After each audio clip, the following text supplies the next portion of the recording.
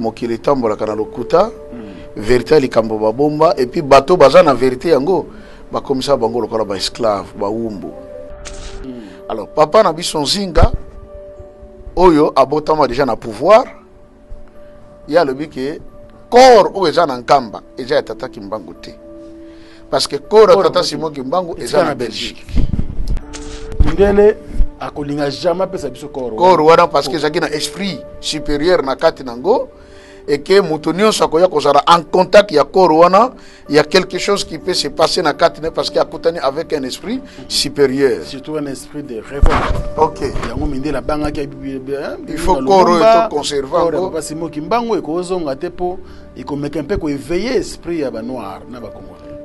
Quand on dit que le corps qui est en Kamba c'est pas ce corps, papa Franck soko koti na corps wana na so ibisa mdekora biso papa Nzinga nenga lobi ke no soko moni yango déclic moko ko salim ngai personnellement na supporta ko mona corps wana te bande ko batika ko mikosa ke nzoto za kana Nkamba eza Simon Kimbangu te soki eza bongo te alors bakende bazwa corps wana babima nango soki bakoko bima nango. Et encore de preuves mukolo baye na corps ya tata Simon Kimbangu le 2 avril et koti na Nkamba batu bazoya basimba cercueil babondela parce que un corps sain est arrivé. Vous voyez ma frère? Oui. Mais qu'est-ce qui s'est passé? Oh bazaka misala mabe.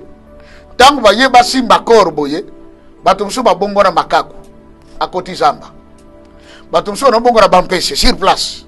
Donc oye loko koma kana butu animal totem na ye na moyi wana bazoko mango.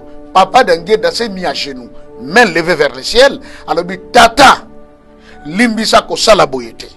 Likambo yo yeli na yelu selemi ezapo mboka na yo etongama mais soki ostiki nguya oyo banda kosala boye mboka no mo etongama ezate diminuer nanu tango akufi. Voilà Biloko na ye bilamba bible nyonso ikena ye pa ya nani parce que ye ifo bakundai mikolozo ya soki tata Kimbangu ngani atie biloko nyonso na musée bato baya kotala ngoko na musée ezala kana Nkamba ezali na Nkamba.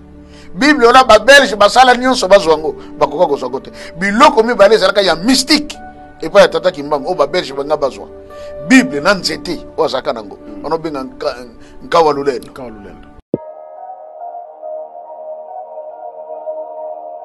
Ndeko na ngai biso toyelaka bino toujours makambo ya sérieux bolelaki o musika awa topusani pembeni na bino toye na Njili brasserie ndeko ozali en pleine capitale ya Kinshasa pe ozali en plein centre-ville kokende su musika te kolela mingi te concession Papa Banze Odia ezokata ba terrain ya 20 mètres sur 20 na talo malamu ndeko en plein centre-ville na 12 500 $ ya pamba ozwi lupango na yo obandi kotonga oassura avenir ya bana pe obateli lobi na yo yaka mbangu benga biso na numéro oyo plus 243 999 52 66 52.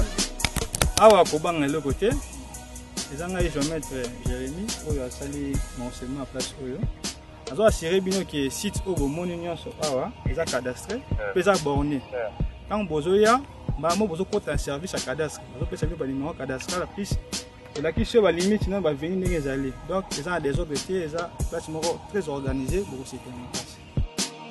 Ozwi biso na téléphone tomemi yo mbangu epai ya bandeko ya concession Papa Banze Odia ofuti mbongo na yo bapesi yo badocument pe obandi kotonga ndako na yo to projet na yo ndenge olingi sans problème.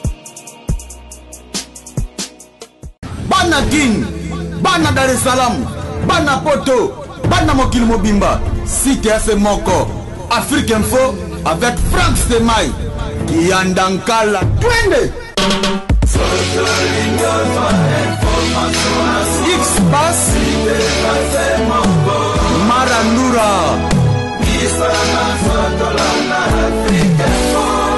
Franck Stemai. Bandeko balandi merci puis to pesi bino botondi pour la confiance on sera toujours un programme ya Africa Info mais surtout bandeko ya émission Boyebi bokomi ebele to komi ebele et komi presque toute une université oyo toujours Matéa, toujours orientation, et pas Moutranzambe, le révérend Joseph Abraham Kikonga Diamou, ou à son arabiso, toujours dans ma connaissance, pour nous faire la biso, boyebi justement, ou à titre d'émission. Merci de la confiance. La rakibino qui est bon. Tout ça rend les fils qui une semaine, 2 semaines. Tout y a un numéro à Sika, raison pour laquelle le cola Moutranzamba allait disposer et permettre à biso la bino pour le 36e numéro. Franchement, on a dit que vous avez belé. Merci de la confiance, merci encore de la patience et merci de l'appel, de la message au commun Rabiso pour moi suggestion, moi remarque, moi conseil. Et ça, le Rabiso Malam, il y a des lois carburant qui permettent à Rabiso d'avancer encore davantage. Je me transambé, Mbote Boyebolam. Mbote Papa Franck, merci. Qui m'ezali. Très bien.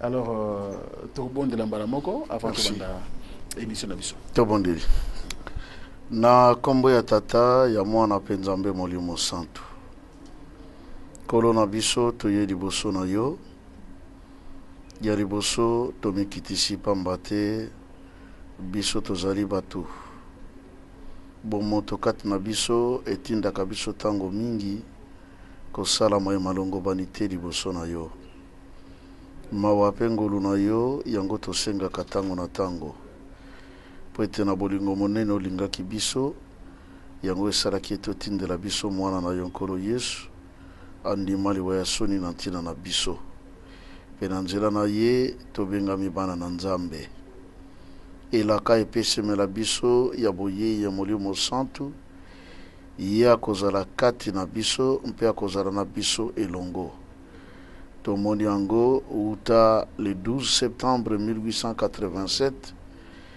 tata molimo santu ekovanda na biso bato na se na mokili mpe lelo oyo ozali kotambusa mpe kokamba biso tokutani lisusu elongo na papa Frank Stemai mpo na mosala na yo ndenge tokolobaka ntango na ntango minoko ezali ya biso maloba ezala ya yo moko te ya biso lakisa biso na ntina ete tomiyeba soki tozali banani po ete papa dangenda azalaki kotuna motuna ntango nyonso moto moyindo auta wapi ndeko na biso verkiski ya mwanga na papa na biso ntango ayembi nzembo ye akomitunaka soki moto moyindo auta wapi po ete basanto banso bazali se mindele banjelu mpe mindele na ngomba ya katolika bayinaki ye mpe batiaki libanda lingomba kasi yango esengelaki ezala mpe motuna mpo na moko na biso yango wana papa toye lisusu komitiki epai na yo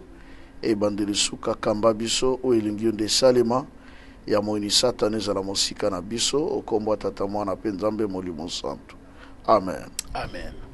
Alors, merci référent pour notre sambo et puis to remercie bandeko nyonso ba osala lokola ngai bozo moi stylo bozui agenda bon noté pour na 36e numéro. Je pense que la révélation mon succès c'est et Kobima au cours de cette émission. Alors, référent, tu déroger la règle T comme d'habitude, tu on a 35e numéro concernant la réaction, nombreuses réactions à Batou.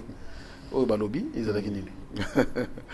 Bon, la réaction, on apprécie Mbote na bande connaissance parce que ce soit ma pasteur, Bandimi, Bato, Bazalina, nous Nakolo Balibanda. Il y a quelque chose qui m'a dépassé. Comme papa Pablo, je crois, il est en Belgique. Atininga même na ba voice na sana ngona nukuna. Atuni me yo mutamoto uta wapi. Makambu yo lo bakeza ba version biso to tanga na Bible. Me biso to chaka ngokate. Parce que yo gena uza ba version to chakate. Yango yo yaka ko expliquer mais après makambu ngeko binde mususu yo betsa batuna mitu. Bon. Je dis, mais c'est ça, c'est l'œuvre de Dieu. Et réaction Zalaki, je dirais à chaud, dans le sens, Bandekomi qui va se payer. En tout cas, plusieurs ont dit, pasteur, incroyable mais vrai, des choses auxquelles on ne prêtait jamais attention. Et Tobanoye Bateke Bisonde Bakolo Makambo. Chiko Penda, et ça, la voile, Moko ya noir, Zakine Elongwe. Tu peux comprendre que oui, mokili tambola kana lokuta, vérité likambo babomba et puis bateau bazana vérité yango, ba comme ça bango lokola ba esclave, ba umbu. Tata Simon Kimbango alobaka boye. Avant tokoma na phase ya koya ya roi divin. Oya koya kotambwisa mboka na biso Congo. Mboka oyo kaka tema kovandisa bokonzi ya Nzambe na mokili. Oyo socle nango ezali d'abord la République démocratique du Congo, le Congo Angola, le Congo Brazza, l'Afrique et le monde entier. Conformément à la prophétie à Daniel, chapitre 2, oyo balobi, la pierre qui est descendue de la montagne sans le secours d'aucune main. Pe balobi, libanga wana tango ebeti ekekwe panzani, yango moko libanga pe bandi kokola, etondaki mokili mobimba. Cette pierre, c'est le royaume de Dieu, qui sera sous le symbolique de celui qu'on appelle le roi divin. C'est un individu, Azamoto Nzambe Chaponi, Oyo, Achebo Nzambe na kati na ye. Ce babenga ke roi divin, mon conjoint kozala païen te. Ça je précise. Azala pe un chef coutumier te. Mais c'est quelqu'un qui est rempli de l'Esprit de Dieu et de la connaissance. Akoyela biso makambo ya ba christianisme ya lelo te. Ya basimba benda kokenda poto kosala bo yango te.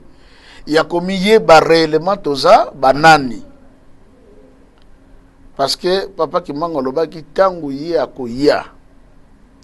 Akoya na 3 pouvoirs: politique, spirituel et scientifique. C'est-à-dire, Azo régné comme roi politicien, mais na kati na ye, il incarne la science. Présence na ye ekosala en sorte que l'esprit de la science soit répandu parmi les Congolais et les Noirs. Ne bayindo babandi kosala biloko yo mindele basala nanu te.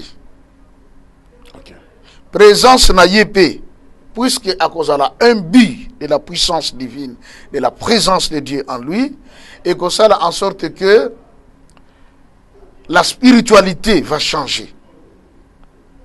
Et ça, na babilo que belé ko kufa, natana ye. Quand on a vu bilo que belé mangomba, na ba système et kufa. Et comme interdit, au beaucoup ça n'ango soute, parce que ça conformité na Nzambe. Et ça conformité na vie on Nzamba lingi na peuple na ye. C'est ce qui est en train de venir.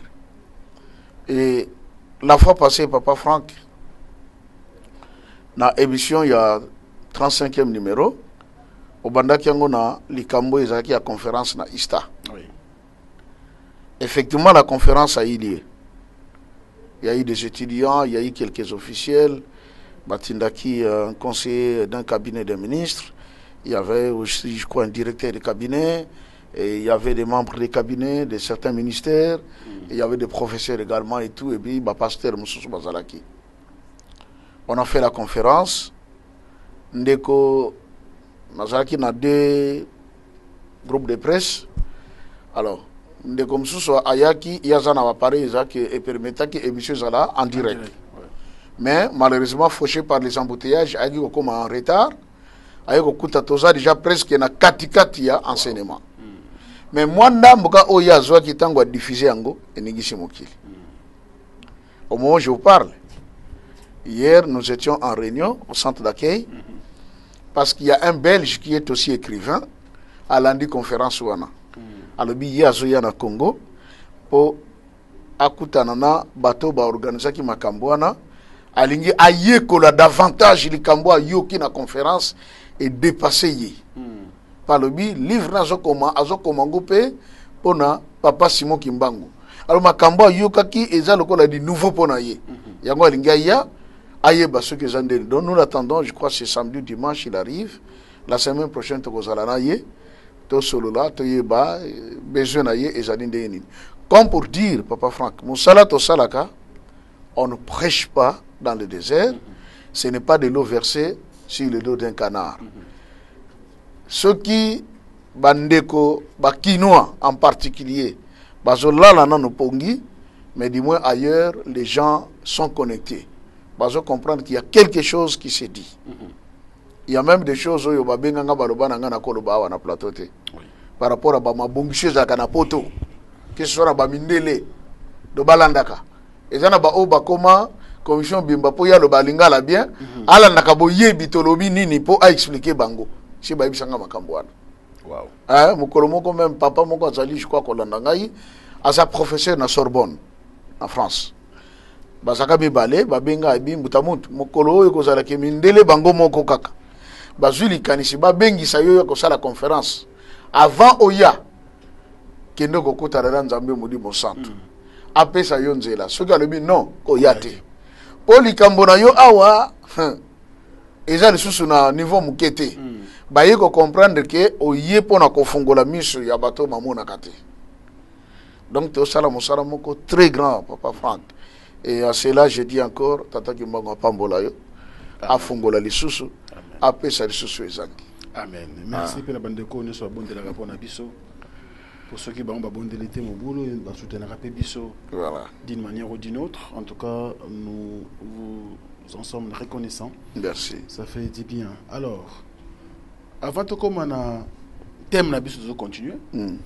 Le secret de la guerre ukrainienne et rwando-congolaise.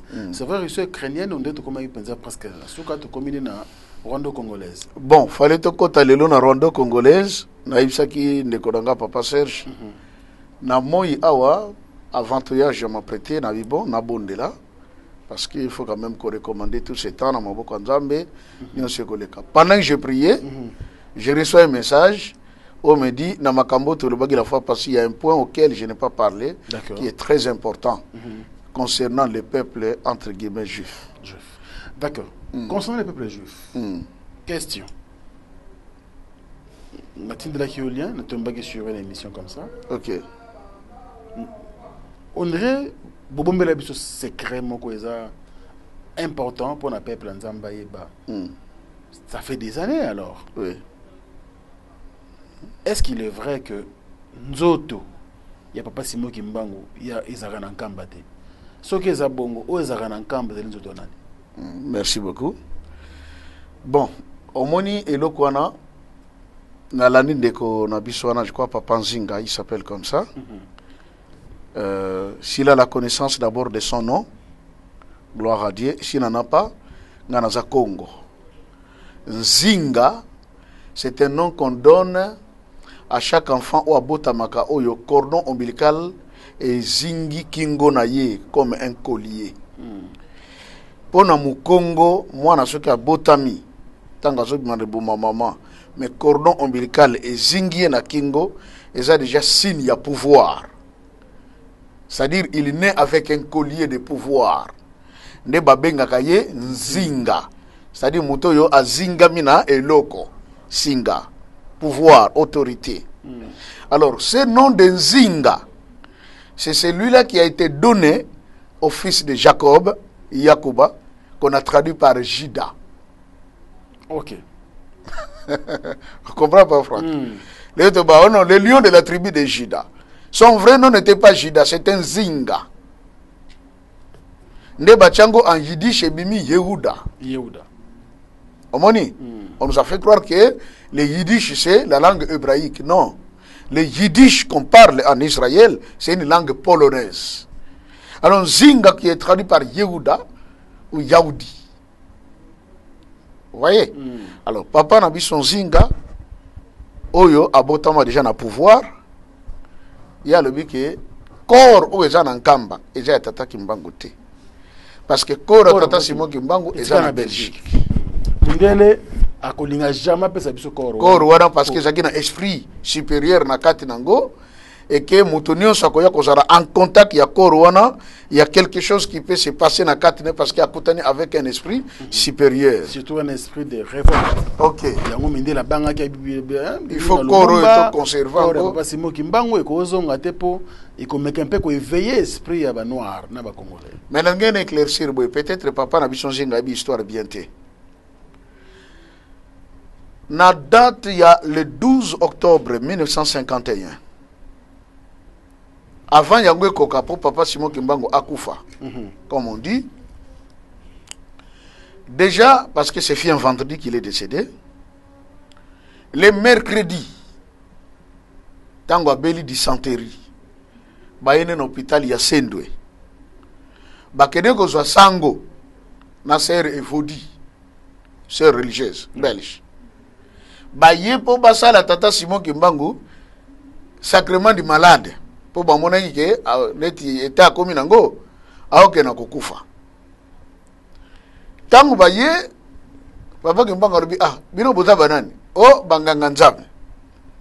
Bino banganga nzambe boyeli nini? Likamuto yele pa na yo tozo sala sacrement de malade parce que to moni neti mikolo na yo ekomi ya kotanga. Poso ke kufi tata nzambe ayamba molimo na yo. Tata Kimbangu atuni sango. Soki ya solo bino boza basali ya nzambe. Boye bisanga na kokufa mokolo nini pe na ngonga nini? Réponse ya sango alobi Kimbangu. Question zoto na wana eza na sens te parce que mutu mokote ya mokili akoki koyeba date oyo ya kokufa na heure oyo ye akokufa.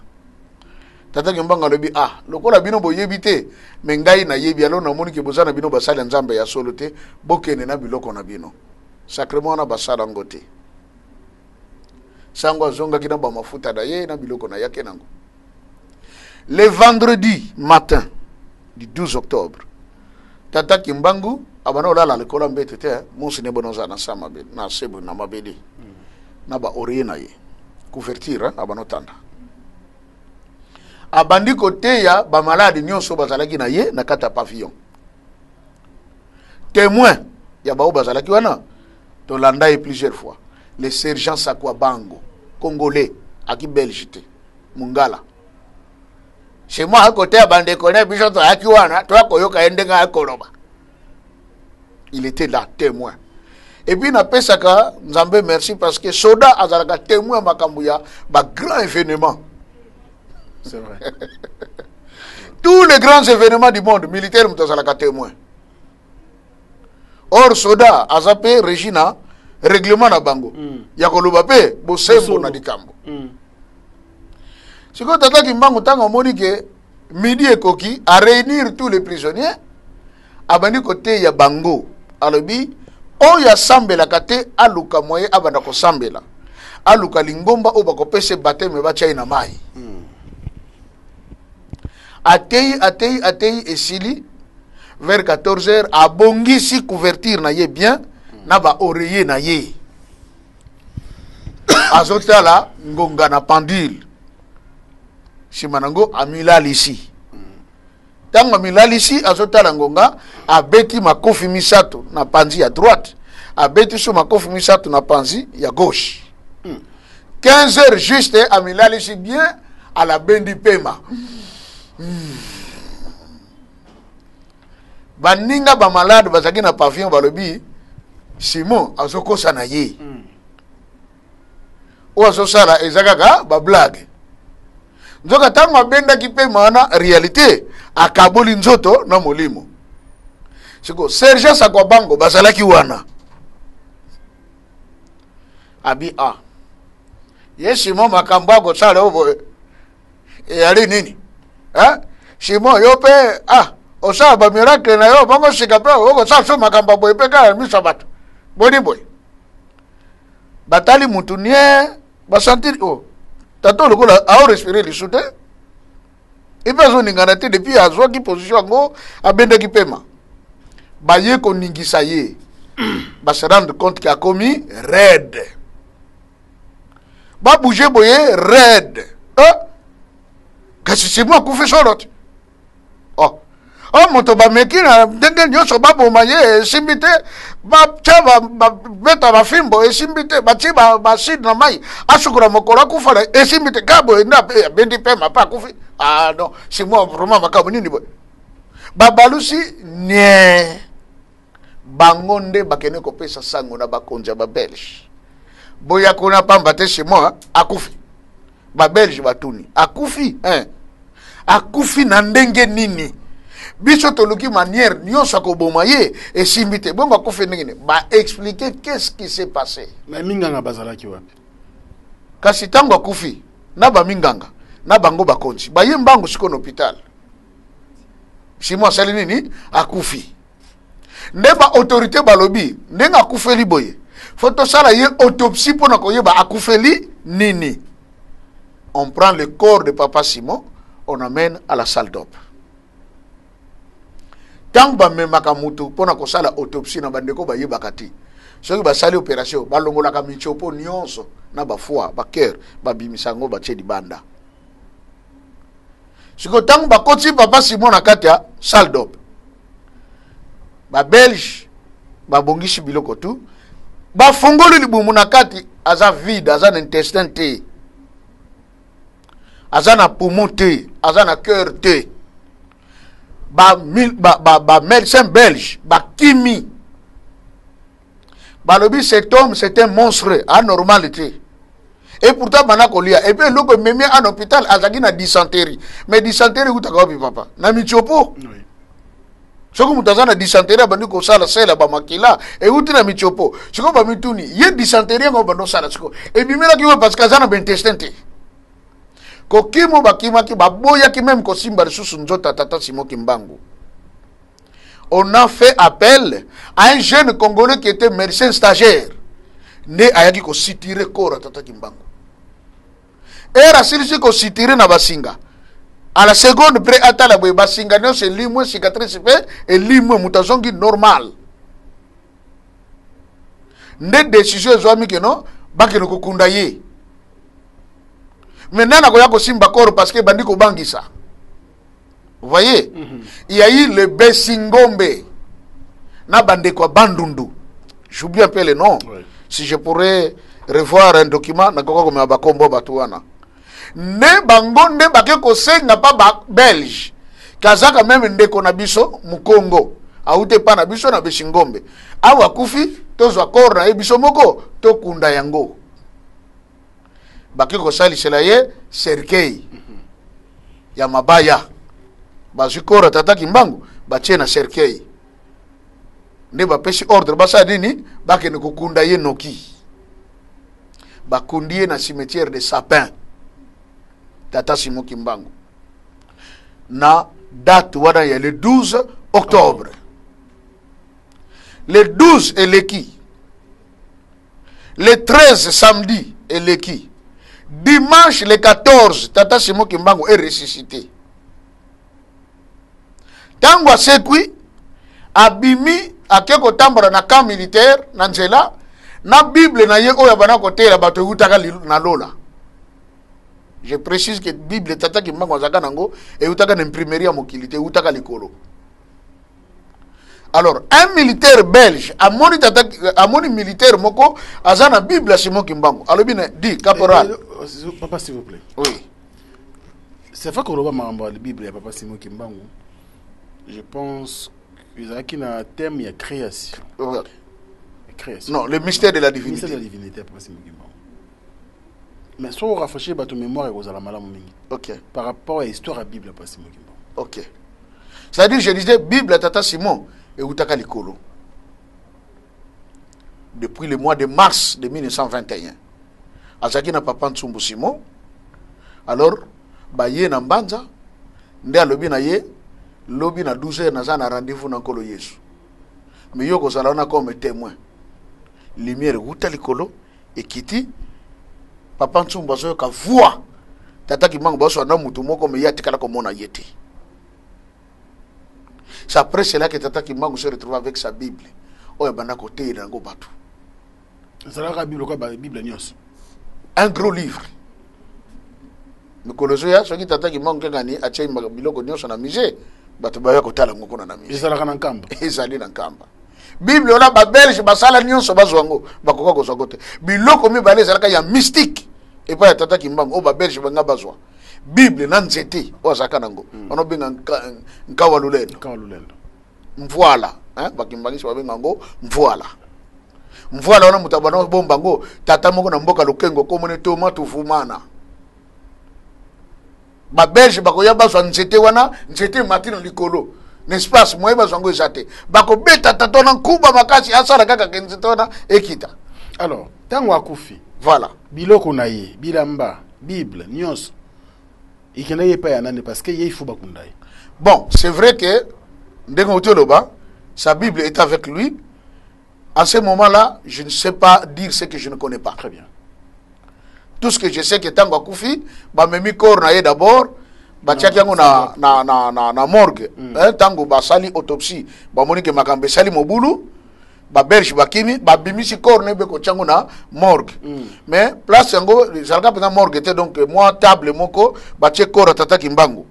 Alors mama moko oyo mwana na ye abotaki mwana ya kokufa ntango baye na hôpital mwana bazwi mpe corps ya bebe wana beko tia pembeni mama yaki na mwana ne ya muke ya mwasi mwana ya muke ya mwasi azosola na babaki mbangu oyo si akufi bauti osala autopsie mama wana atemwana baluka archive narrative babaki mbangu aloba na mwana wana ke yo okobala mutu munene epi okotambola mokili mobimba esalema mpe bongo mama wana atamboli mokili mobimba abala ambassadeur mais azosola na tataki mbangu oyo si akufi aussi basali autopsie mais moment na lobi ke ngana ibaka na ngate kaza kokufa po abano balancer loboko boye ngasiko na simba loboko ne après abano sonanga aibisinga makambo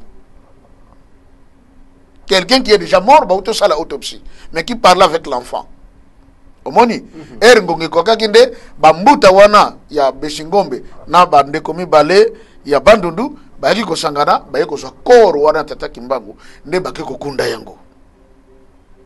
Alors, tant que comme je disais, le dimanche, il se retrouve avec sa Bible. Assurément que les Belges ont la Bible. Parce que tant que les Belges ont une militaire, la Bible, la Bible, c'est un Simon qui m'a dit, et comme il m'a dit, donne-moi ça. Militaire a résisté. Dis, donne-moi ça, a résisté. Belge a loqué à bout la Bible, wana na makasi. Tant que Tchaboué a simba néant.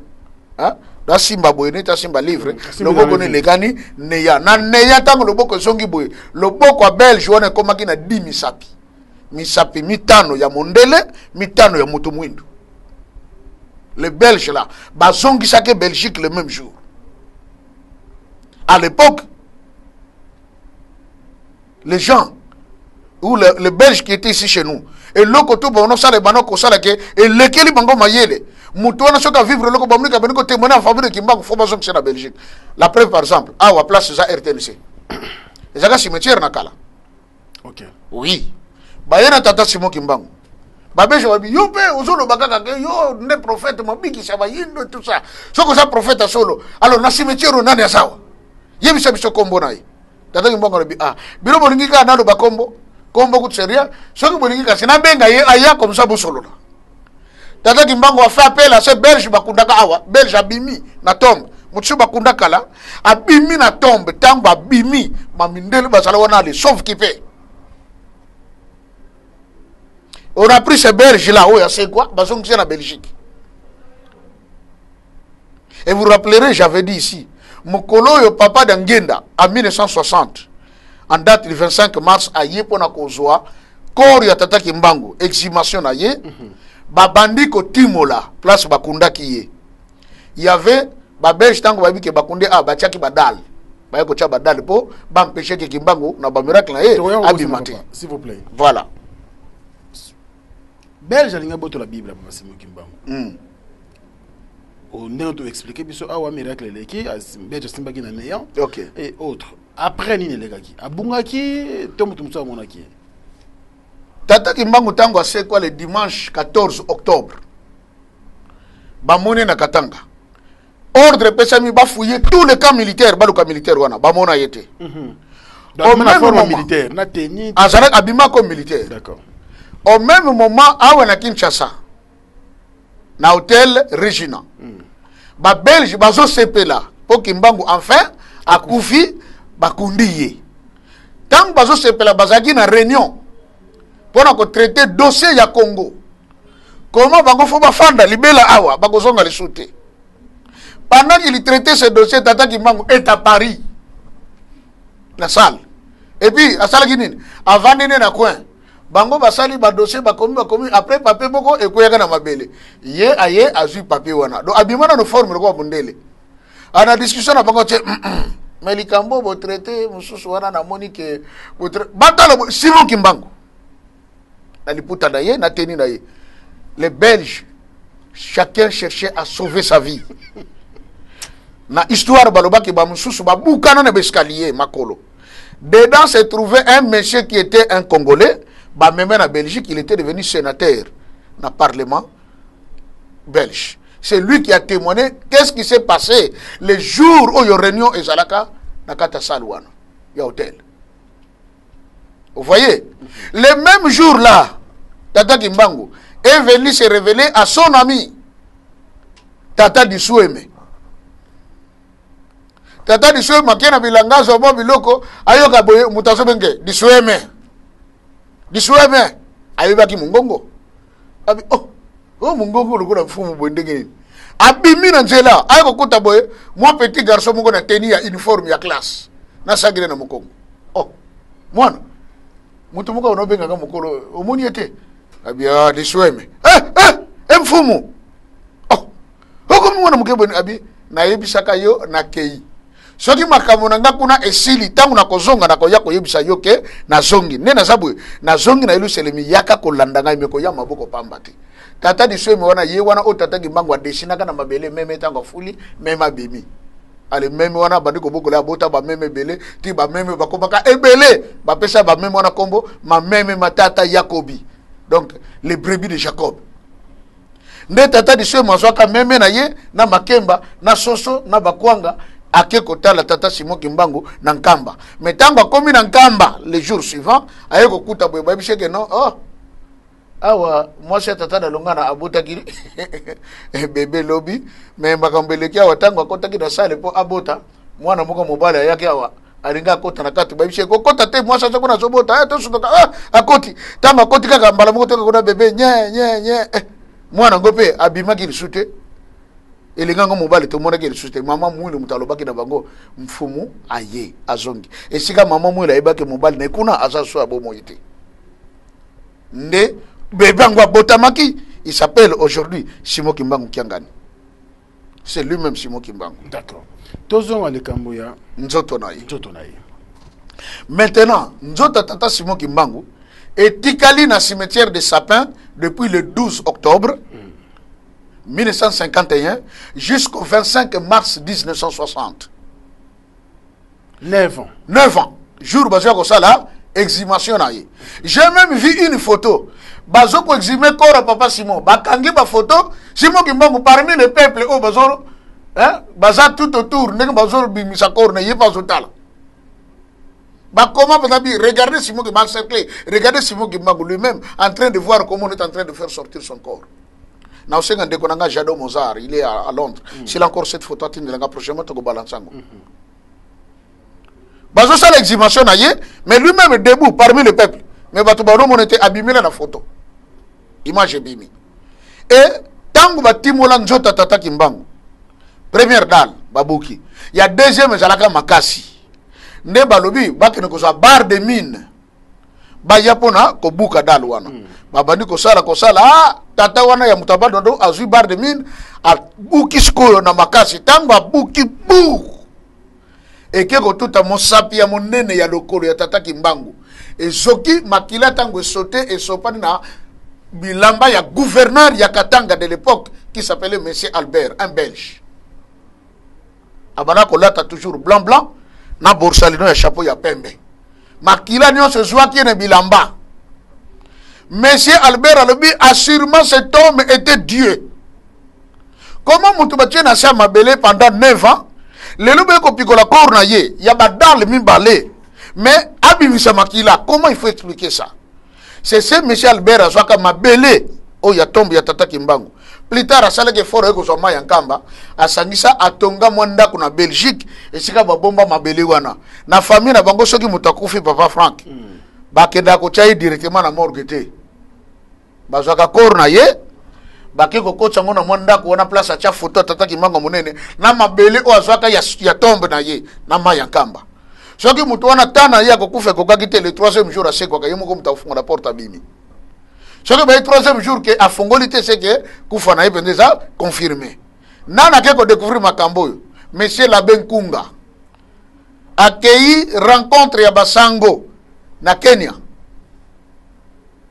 Grande réunion pour na ba prélat catholique et Afrique et tout ça. Tango ba kekuna question batunaka. Awa tontoko na 21e siècle nana ko diriger mokili. Bango balobi non mais c'est le pape. Montra mutape sa réponse. Balobi, il y avait un vieux prêtre Zaki la Katasal. Atomulo Moussapelbi non. le 21e siècle, l'homme qui va diriger le monde, c'est Simon Kimbangu. Ah, Simon Kimbangu, c'est qui Simon Kimbangu? Oh non, c'est un grand prophète congolais, ou Zaïrois, Batouni. Est-ce que dans la salle, y a-t-il un Zaïrois? La Benkonga, à tomber le Bosapi. Abi, c'est moi. Babandi ko tourner makambo ya tata Simon Kimbangu. Abenkonga za Mukongo. Mais comme à côté d'un système wana kuna, ba laver cerveau. Abana ko liga même pas ko yoka tali sola tata Kimbangu na mato ina été. Moya ye bata moindre histoire exacte. Ye moko lobango ayoka soni. Pourtant babandi ko tourner question sur tata Kimbangu ayebi rien.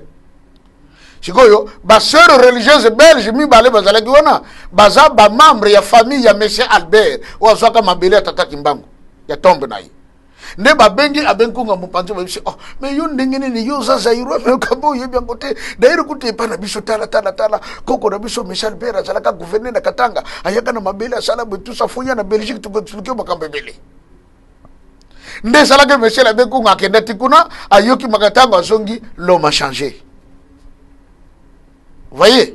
Alors tata Kimbangu tangu ba bimisi kor na ye Michel Bera na déclaration salaki qui gouverneur le pays laki basongse na Belgique.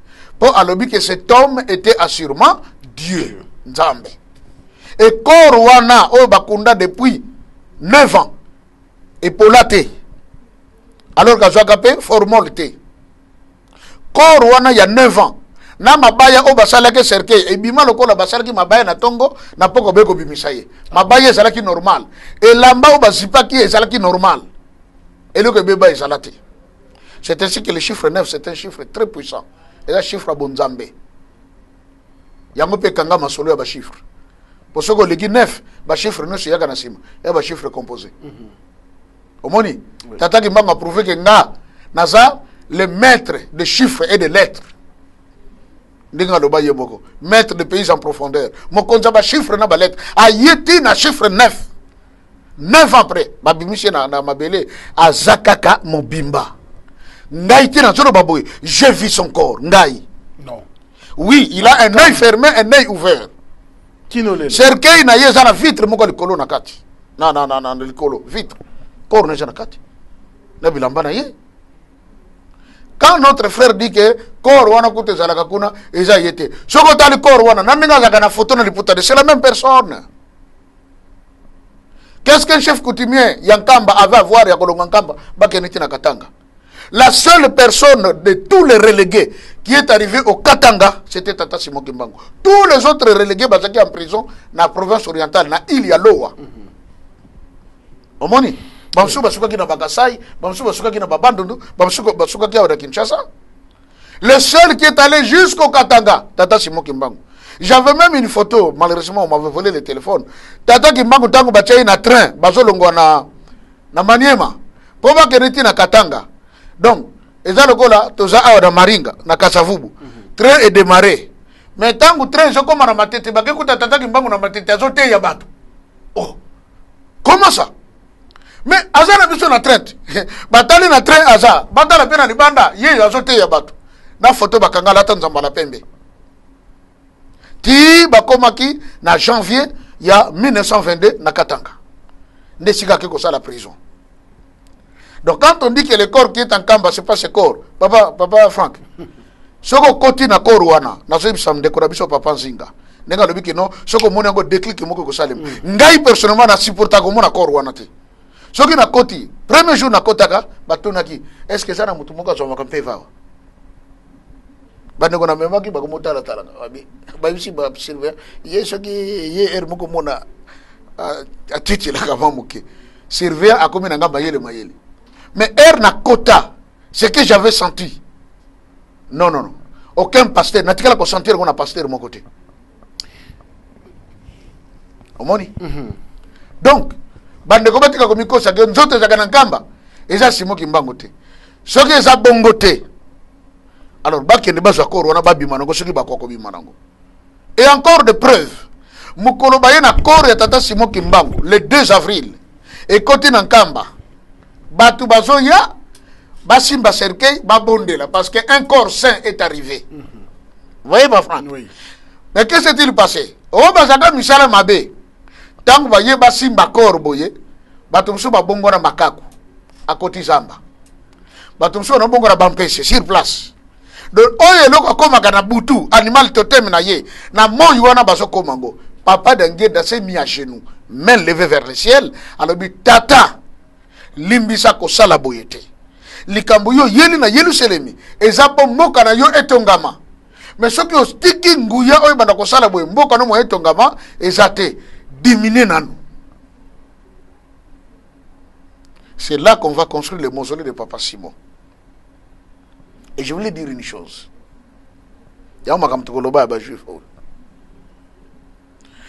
En Israël, yakala. Nzambe apesaki bango eloko babengaki le tabernacle. Et c'est là qui temple baono sala ngona batisi. Ne to sala batisi na biso boy. Temple wana. Do batante. Babendi bendi basinga, batie bapike, bakangi kangi. Mais tante on les a divisé en 3 parties. Il y avait le parvis, le lieu saint et le lieu très saint. Le parvis et sika batuno so banoko tabasina mibali bako ya ba ko sambela wana. Le lieu saint est réservé pour les sacrificateurs, les lévites. Batu ya libota ya nlemvo. Na lieu très saint et sika ezalaka arche de l'alliance. En soi arche de l'alliance c'est le ko la cercueil. Pour batu comme ils ont cercueil. OK. Parce que ezalaki moulayi, ezalaki na babar mi balé de part et d'autre. Ce bombo ke nango botiena mapeka. Bato lo memango ba sacrificateur. Ndena de memanga ba cercueil. Arche c'était un cercueil fait de bois, de gopher, mais banduir yango or. Ndena kati bachaki ni partie ya man. Na table de loi o ya Moïse bachaki kuna na kati. Siko na likolo ezalaki na couvercle munene batie bangelu mibale ba sali bango motasala musala wana ezaki Bethlael fils d'Oliab.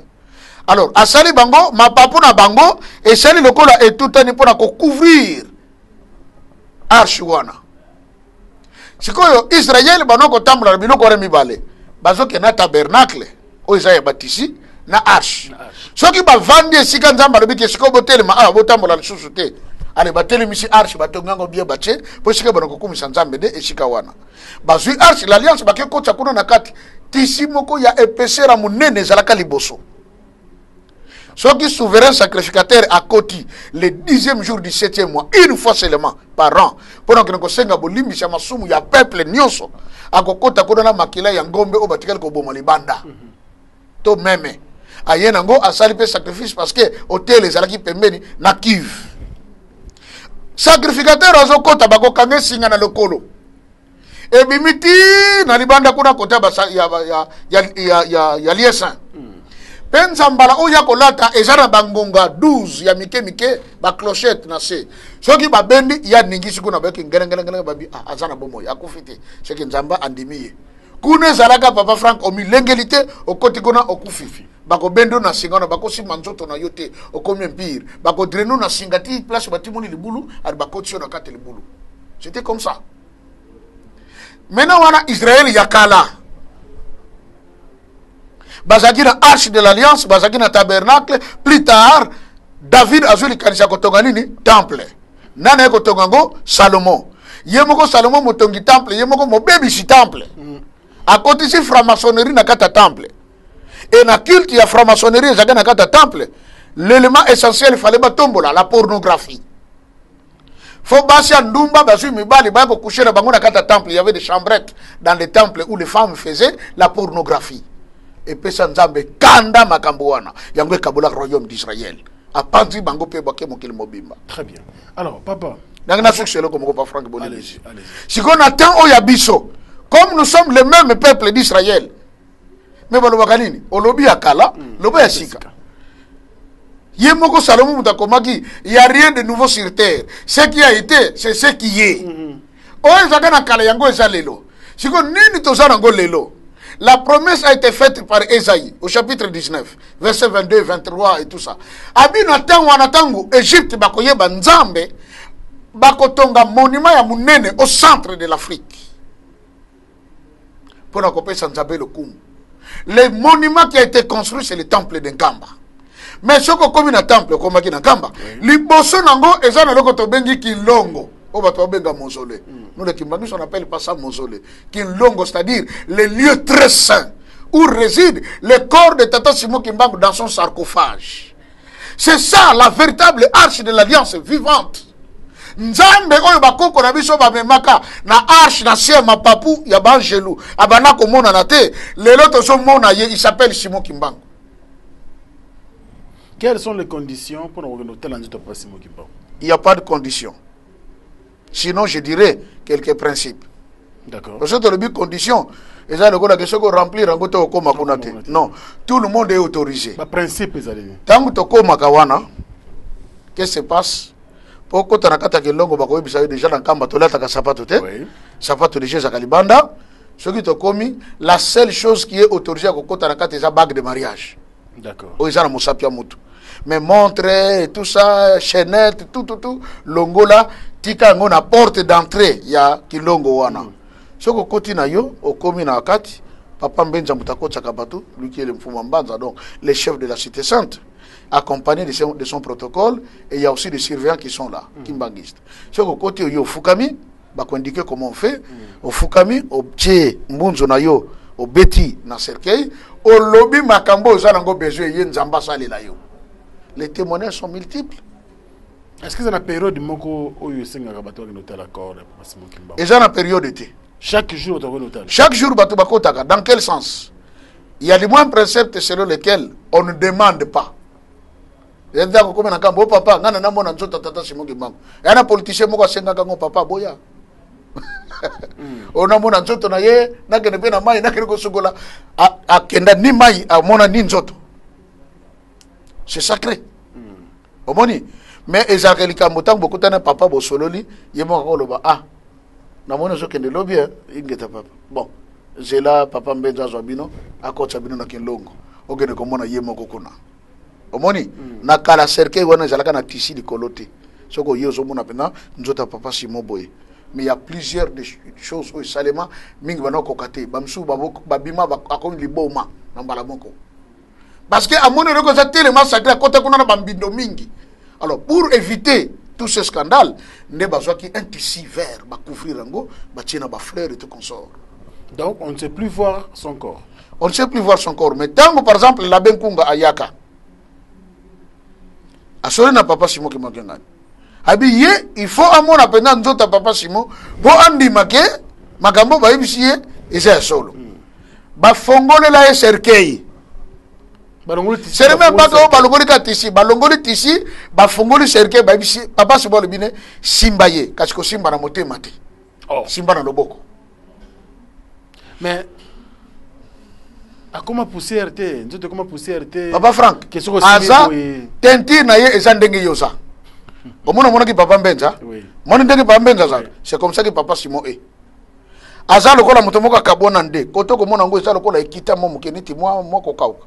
Koto eza total koto no beso, koto lokola mwa ko kauka. Gauche droite, ouais. Droite déjà normal, koto gauche eza mwa ko kauka ne lisu muge kangama oyo efungoma. Vous voyez? Aza mubimba. Alors, abenkonga tango asimbe na loboko, a sentir que motema ezobeta pulsation. Oh, mouta ndenge nini? Oh, mouta kufa depuis 1951, toza na l'an 2000. Iye nzoto pour ezo sala. Tant bazo telema papa Simon Kimbangu na ibise boy. A osimbi nzoto wana. Yo omoni makambo yo omoni. Yeba ngoko komi na nyongo. Soko koloba na mokilité, okomi na nyongo tata molimo santo. Yango tinda abenkunga tika ki prêtre. Atika comment qu'on côté moni tata Kimbangu partout kaza nzambe. Il est vivant. L'astronaute américain, je comme on a la photo moko ya une dame américaine hein, atoka mai yankamba. Batie photo tata Simon Kimbangu ya fukami atoka mai. Tangwa ye abano vanda na papa Simon Kimbangu na ndako na ye, na États-Unis. Chaque fois papa Simon ko ya kotala ye bavandi, balena bango, basololi, aketika ye.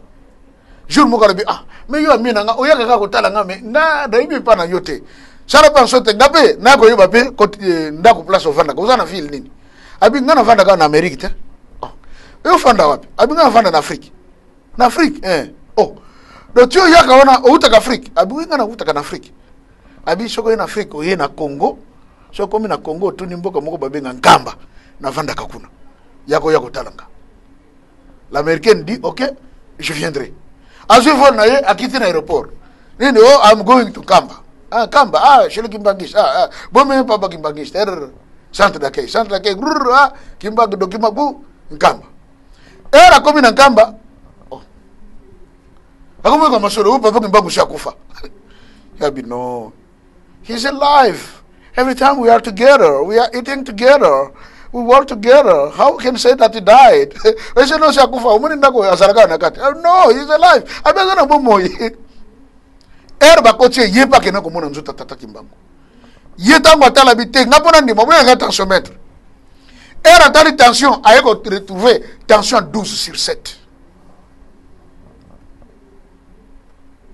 Papa, donc de manière réaliste. Tozuka ka fanatisme peut-être tche mopanzi. Yo mutu ya bomo ibachio na kata cercle eza na vitre bakangi. Siko o umeri kuna des années et des années et tout fuma ka muteko boma yote. Voyez pas Franck. Et tout fuma muteko boma yo. Mais il est là. Ora becha suri baku tata Kimbangu abota ka suki abota ka manzaka. Kino lelo. Et qui longo ndenge zara kamba mobimbe ko za na molili mais kone za ka molili te. Lumière ezalaka.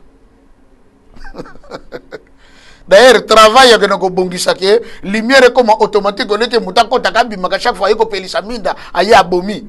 C'est moi qui ai construit la niche là. Papa Mbenza atindi protocole bokeno bengela ngambuta mutu wana na ye abi ozosala ngamusala na bingeta papa. To ye na yeti nakata mozole. Alaki singa place. Karo ezalaka wana karo. Alobi nanga sala en sorte que tango ko kata karo oyo ebe bate. Tongela ngai niche awa appareil ya courant et ça la système automatique ya ko tozo poser awa. Tango ko sala dala likolo e matate po bato libanda ba mona ke dala za awa. Faut bongsango bien. Na tout ça ba principe wana. Na vu quelques maçons na bango na bango na sali traçage sili to kati tout ça. Vous savez pas Franck, nana dobelo komoko. Moi je suis pas de l'IBTP. Na kenda kunate. Vous comprenez? Tant que on avait un architecte principal et des ingénieurs. Mais papa Mbenza bengi bangote, aiko benganga, profane de la matière. C'est là où j'ai compris pourquoi déclic et salanga le na koma kotonga bandako. Na baninda ko tie suka, na zikle la pesi pa kolondako. Ndeko moko taza ingénieur ou architecte, tango moni kinga na komo sala misala wana, asilika. Oh, biso to nous comme na ba IBTP bata mbele tout ça ya yeka boy boni ko tonga banda ko felika boy. Faites-moi confiance. Vous dirigerez ce monde dans tous les domaines. Je ferai de vous des personnes capables. Parole de Tata Kimbangu. Révérend Papa Franck. Les loboy temo toujours volé nango o lobi ko loba mbo juif. Donc au côté na biso ingeta. Toke il gamba juif. Lobo biso biso. Merci. Nazongi un peu na likambuka ya Papa Nzinga ndenga lobaki. D'accord. Que christianisme ndenge tozomo nango lelo eza bongote eza faux, ça a été inventé. Quelque part je dirais oui, il a raison. Et que Tata Simon Kimbangu n'était pas un chrétien. Bon, je peux dire oui et non. Oui. Parce que Tata Kimbangu était un protestant. Oui. La mission protestante de vous là, on reconnaît que les protestants sont des chrétiens. Donc il était chrétien parce qu'il a été baptisé. Ok. Oui. C'est que c'était un chrétien. Mais sauf que, na misuna bonzambe, tango tali makamboyo, ba oba lakisi nzelango bazo sala, amona que zalaki contradictoire, au contraire aux aspirations du peuple Congo. Ayako tala les injustices qu'il y avait. Batongo bazo bimisa Bible. La Bible prône l'amour, mais bango bazo kata bakoko na biso maboko parce que quantité ya caoutchouc est coquité. Oh. Il dit mais c'est quel genre de bonzambe bato bazo laksa biso?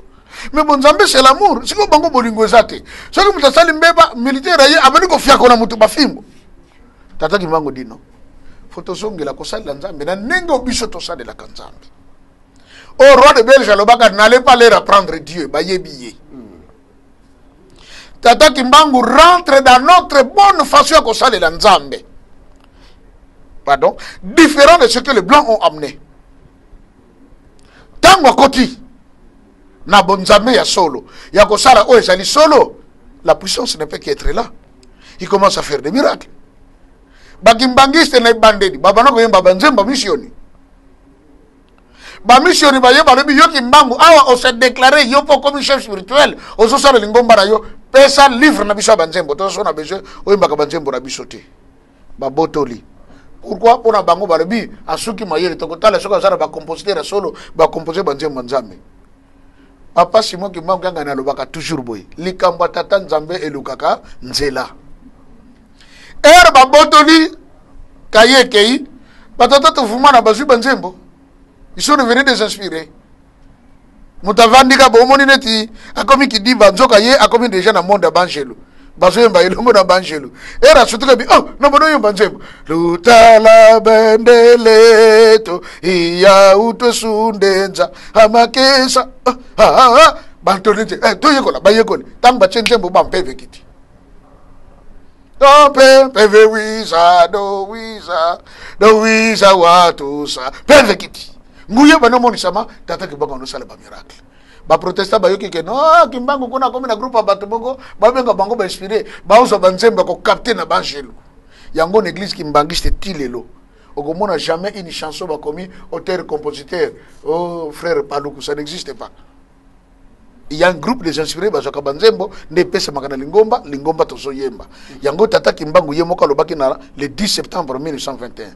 Quand vous chantez ces cantiques spirituels, ne les chantez pas seulement par simple plaisir de chanter, mais examinez-les parce que c'est le Seigneur lui-même qui vous parle au travers de ces cantiques.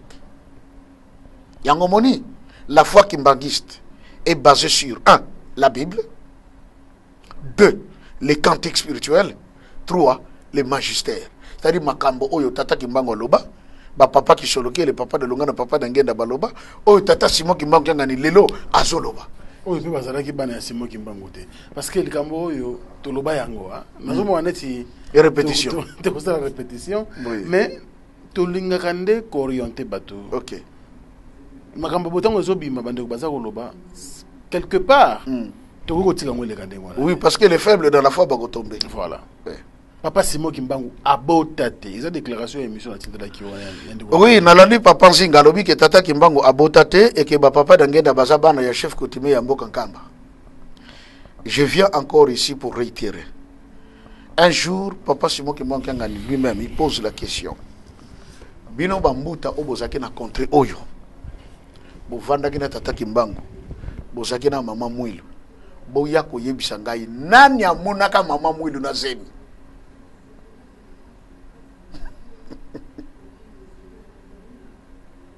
Tous les bambous t'ont dit, Batikala jamais comme on a maman Mouilou Nazem. Mais curieusement, maman Mouilou avait des enfants. Donc, vous comprenez? Nakei. Seuls les amis, oye monana ya maman Mouilou. Et ça, ya mwana oyo abotaka. Ok?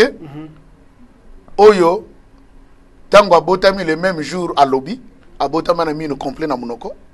Le même jour à Télémi. À Tamboli, à Lobi, à Koufi. Maman Tsiloulou. Après trouble, il y a le 6 juin 1921. Bakimaki na tadi, ndake kufa, tanga kufi bakunde na mboka madinga. Tombe nezali, bautiko bongsango très bien, papa Pambenza. Bakeno salango mausolée à kitoko. Seul zemi et morana et maman Mouilou. Vous voyez ça? Na zemi na ya liboso, oya botaka mwana na tata mpata miambongo. Maman Nelinki Tudia. Yaya. Yaba papa kisolokele. Mais papa Simona maman Mwilu. Batikala komona maman Mwilu na zemiti. Yango sala ke batu nyonso baloba ke Kimbangu abotate. Et j'avais dit ici. Oui. Tata Kimbangu na maman Mwilu babotite na ndenge ya mutu na mwasi na mobali. Parce que papa qui soloke, le papa d'Alungana et papa d'Angenda ne sont autres que lui-même Simon Kimbangu multiplié. Mais batata bango bazali. Ndenge Jésus azabotamaki na molimo mosantu, mais Joseph azalaki lokola mobali ya Marie. Oui, lokola mobali ya maman Marie, tata moboko ya nkolo Yesu. Mais malheureusement, tangu maman Mwilu akomaki mwasha tata Simon Kimbangu, Quelque temps après, bah, constaté, maman, il a comme un bébé qui portait le nom de qui Solokele Lokelo. Papa qui Solokele a Botamate. Je le dis à quiconque veut entendre, parce que c'est la vérité. Il me l'a dit lui-même. Comment tu le vois? Au moins, les wapi, yo, zalagate, yetanga zalaga kufa. Et menga, nakuta nakana bango, non? Kuta nakana bango. Oui, bah, yé, la kanga, sur la kanaba. Nana yamba batata bango misatu na Brazzaville. Boye. Ndotote papa Frank. Nazako lala, na yoki porta ndako, nanga, ko. Oui, nena fungoli. Natale, batata mongo misatu, na couloir. Bonsoir, papa. Bonsoir. Nazo batenzo ka tokomi 4h du matin. N'est-ce que nous sommes à la bango? Balbi nanga. Oh, kashi to yé pa na yo. Nabi boli monsieur papa, je na zo kiti. Na côté na ndako na zui ba kiti ya plastique. Na ye nango na libanda, le pango zaki munene. Il y avait dans d'autres on sala intercession, place na saka groupe d'intercession. Na tie ba kiti ba papa bango misato ba vandi. Na zaki le ko la voiler na comprendre que ça bango. Ba fandi ale monko le bito bondela. Abondeli to bando solo la to solo siko tam to solo la après mais moi nga solo to papa ki solo keliti papa ngenda papa de lungana mais il est que bakufa ezate ata muke na mona bakoka batu normal ba ko tala nga to solo la et puis to solo makama nzambe bo pesa nga conseil ndenge na sala musala nzambe et tout ça ndenge bande ko bayininga parce que nga na kende kinkamba wabina nga yikampiko nzelo ponisa nzela malamu Mutasolo nga mingi papa dengenda. Voilà, ndotote réalité. Ba témoin baza o ba vivaka le phénomène surnaturel que j'avais vécu. Je content de solo là, papa qui solo la loba peta mingi te. Papa na lunga na vanda kaka sui autala ngai. To sisi ko solo na bango 5h. Mama moko to zaki na kata lupango, aza mama moko momboshi. Anofana na porta sima. Abimira ba cantine parce que biso pompe bebaki. Abimina ba cantine aye kotoka mai pa ba voisin la biso bazaki en face. Tozaki sur la rue Mboshi avant comme on a pas Maduku. Salon Martin et Zawana. Tout celui qui connaît Brazza, il sait que le pasteur livré parce qu'avant Dakawana. Sikoyo, maman na abimi aketoka ba mai. Or maman na amoni ba papa ngote. Ngana zana bango. To sisi ko solo là, ne ba bon, biso to comme na biso ko songa to zana centre d'accueil ikona na likolo na plateau de 15 ans. Ngabo papa ka sisela na zongi sa bakiti. Ba telemi a sali bondeli papa d'engé d'après na classé bakiti na ye ko zongi sa ndako. Na koti na chambre. Na ye ko zoa 100,000 francs CFA. 10 billets ya 10,000. Na bina pesa ba papa, ba sur taxi, ba kende pe oko tika la ba ko somba mo eloko ba keno lia. Na bimi bazate. Kabia seke ba bimi. Portail pe ezekia ko fungama. Po mama na zokota zo bimana ba mai. Nena bimi libanda na tala bazate. Na boaki miso na tali rimbo shesa kamunene zatu. Bazate. Na tuni siko mama. Wa ba papa misato na bonoso na bango ba uto bimaka siko.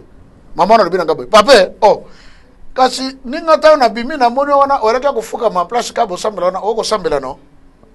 Na bite na zakia kufuka mate na zakia kufanda na ba papa moko misato na bonoso na bango. Habite wala ki yo moko.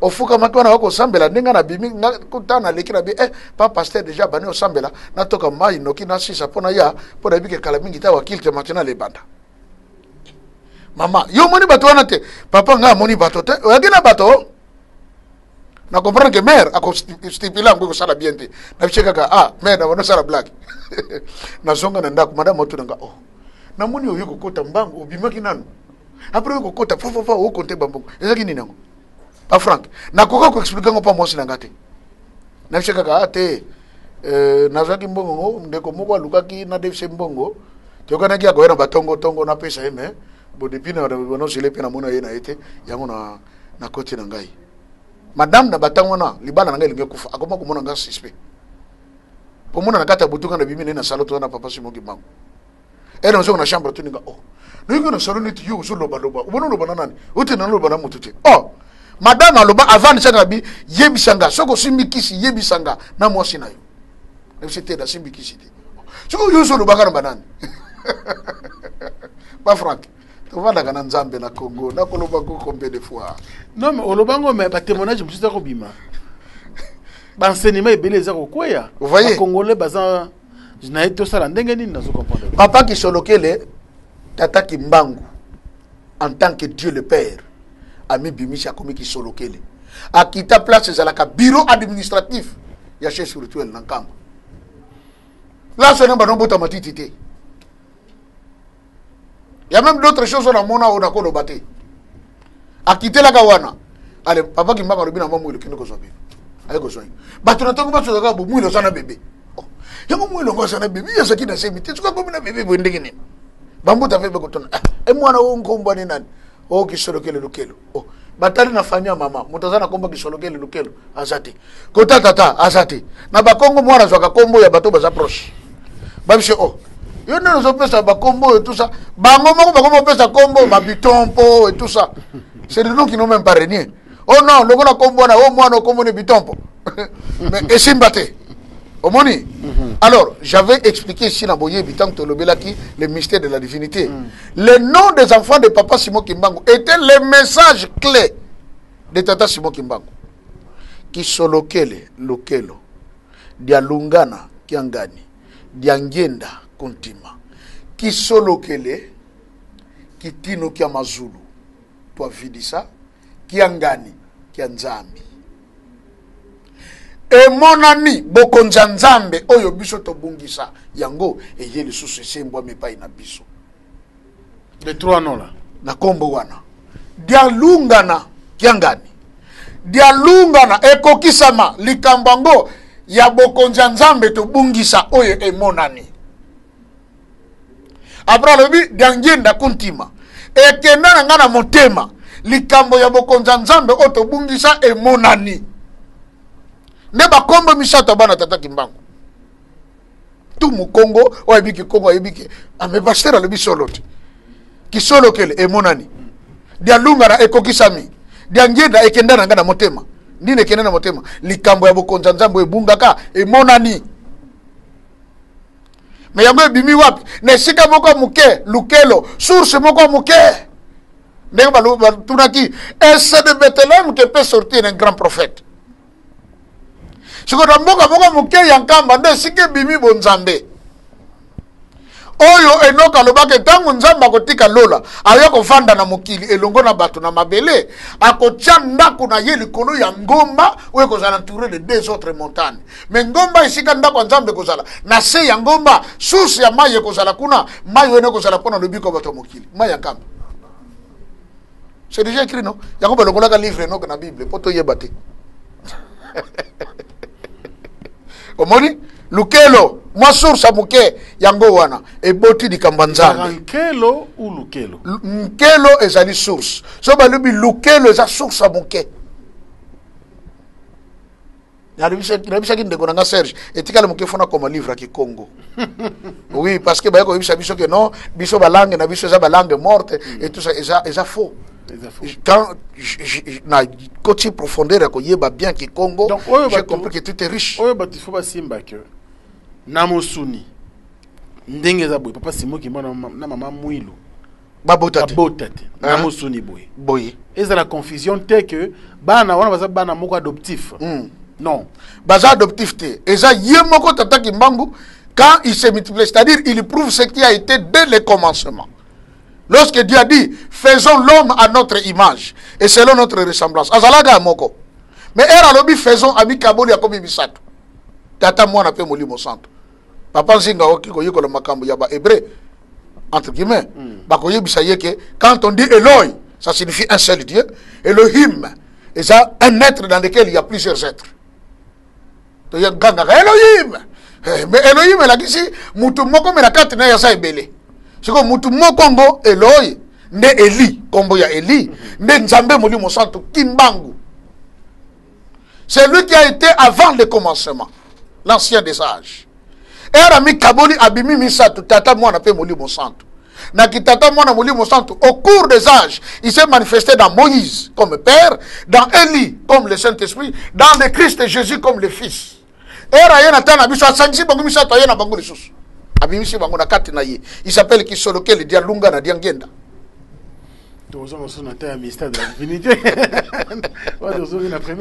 C'est ça, Papa Franck. Parce qu'il faut trouver Makambango bien. Au moins, Papa Zinga Lobinini. Que non, les Congolais sont les Israélites authentiques. Il reconnaît ça. Bisonde. les Israélites. Biso. Pas au bazar Israël. Au bazar Israël, c'est le peuple Khazar. Baoutana Uzbékistan, Kurdistan, Turquie, la Crimée. Voilà contre Nabango. Ils avaient le roi qui s'appelait le roi Khazar en 725, qui fonde l'empire. Omoni, tourmenté par les Tchars russes, ne Bakimaki, Babitumbatu, Bakoti, Belgique, Pologne, Grande-Bretagne et tout consort. Ils amènent la langue polonaise, qui est le yiddish, qu'on appelle aujourd'hui l'hébreu. Ce n'est pas de l'hébreu. L'hébreu authentique, c'est le Kikongo. Nzambi Wavova Yewata. C'est ça l'hébreu. Omoni. C'est que l'histoire en tellement bongo lango, on a crié au mensonge. C'est ainsi que la Bible elle-même dit, le monde tout entier est sous l'emprise du diable. Le diable, c'est le père de qui? C'est le père du mensonge. Alors, nous sommes des juifs authentiques. Oui. Et notre religion maintenant, parce que les juifs, c'est une religion à Bango. Ok. Kabbalah juif. Oh, yeah, beaucoup qu'on a Bango. Mais Kabbalah, wana, c'est une religion, en réalité, il y a des Babyloniens. Ok? Et ça magie, et ça kindoki. Beaucoup. Bonzambete. Et ça bonzambete. Il y a une difficulté à la histoire bien yankolo Yesu.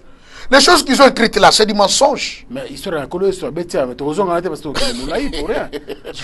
oui, parce que nous que non, il y a Tangango na Talmud de comment Mabongo. Qui a dit que le Talmud dit la vérité? Mikhail Gorbatchev avait dit ceci. Toutes les religions du monde telles que nous les connaissons, elles sont truffées de mensonges. Nous, c'est que ils connaissaient la vérité. Abi, le christianisme vrai et authentique proviendra de l'Afrique et d'un homme noir et d'un pays spécial qui est la République démocratique du Congo. Merci papa.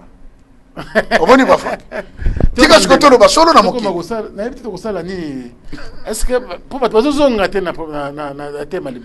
ok. Tout a été déjà c'est compliqué. oui, par exemple, en tout cas, parce que vous savez, dans le bagi que mon dominion soit une église na bango, bacha drapeau Israël. Ce que ça conscient, il y a vie na ye. On a lobby na ye, abima. Drapeau Israël, il y a pembe, il y a bleu blanc, bacha étoile wana na kat. Il y a deux pyramides, haute, pyramide renversée. Abima. Cette pyramide, cette étoile là qu'on appelle l'étoile de David, c'est du mensonge. C'est pas l'étoile de David, c'est l'étoile du Dieu enfant. Ok? Le Dieu enfant, c'est le Dieu de la planète Saturne. Et ça pratique astrologique. C'est de la magie. Et c'est Dieu, Saturne. Babana qu'on représente, j'ai des photos, na côté, par Franck, tant que ça, les bisous, beaucoup de sango. Oui, Srango. Babana, il Srango comment? Un serpent dans le cercle. Au Babega, les zodiaques. Il y a aussi des églises où pasteur Nacher a été Makamba zodiaque. Magamba Capricorne, Poisson, Nini, tout ça, il faut retenir, vous êtes ceci, vous êtes cela. Et c'est mon initiation, mon bimba, sans que les gens ne se rendent compte. Et on dit d'ailleurs que Jésus n'est pas passé par les zodiaques, mais il avait marché sur la tête du serpent, qu'il a écrasé. Il est passé, c'est ainsi qu'il a créé la 13e porte. Il a créé la 13e tribu d'Israël, qui sont ces Israélites d'aujourd'hui, pardon, ces Juifs d'aujourd'hui. Ok, la 13e tribu. Parce que Bango Baza va greffer. Basaba authenticité. Bandibeli religion bakoko na biso mais babetango mélange. Place ba bebiseli. Basu kabal batie na kat do. Bokoko ba babylonien batie na kat ba bebisi. Je dis ici que la religion là ce n'était pas le judaïsme, c'était le lévitisme. Et chacun ba levi, ya ban l'info. Alors maintenant ce drapeau là, auto sota là, o ba mona ka batie étoile wana. Et toi, on a soit, et ça a un cercle, mais balogo la cercle pour quoi aveugler bateau. Cercle nango, et ça serpent, à soit kenaye, à côté de la kata monokonaye. Comme pour dire, le monde tout entier est sous l'emprise du serpent, qui est le diable. Vous comprenez? Il y a un baloba que quand le Christ est venu, il a marché sur la tête du serpent. Quel est le serpent? C'est le serpent du zodiaque, à l'icolo, dans le monde Armstrong. Christ a dit, à l'équipe sans passer par ce système. Esaïe avait dit, oh Dieu, si tu descendais des cieux et que tu déchirais les cieux. Ah mais oui, quand le Christ est venu, il a déchiré les cieux, il est descendu. Yago Fala bimela par la Vierge. Parce qu'en sortant de la Vierge, a déchiré l'hymen qui symbolisait les rideaux du temple. Nous allons parler sur un thème, le mystère de la virginité. Pourquoi nous avons la Vierge? Qu'est-ce qui cache la virginité? Pourquoi nous avons la Tishiwana? Et nous avons le mukuse pona le bango papa.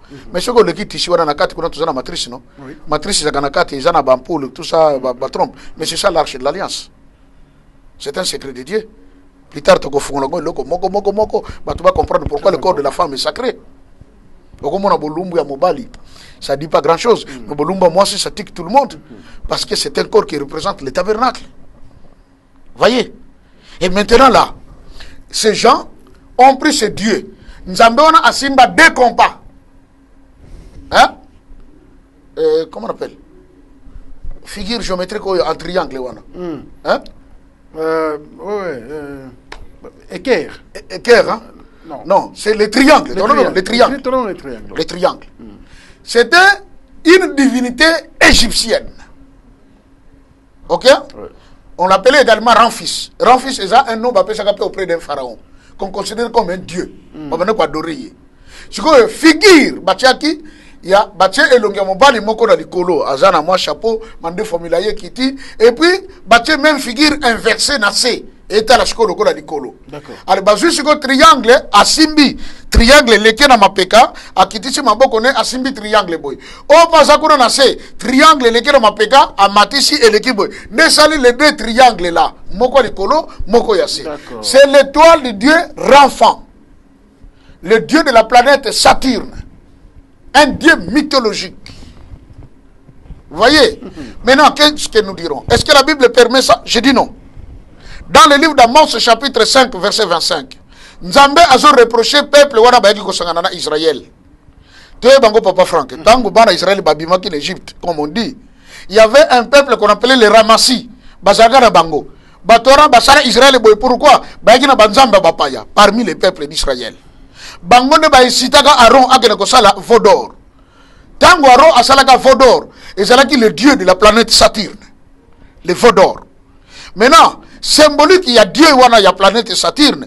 Comme emblème, c'est le drapeau Oyo, bâti étoile de Dieu enfant. Oyo, il y a deux triangles maçonniques, qu'on dise la vérité.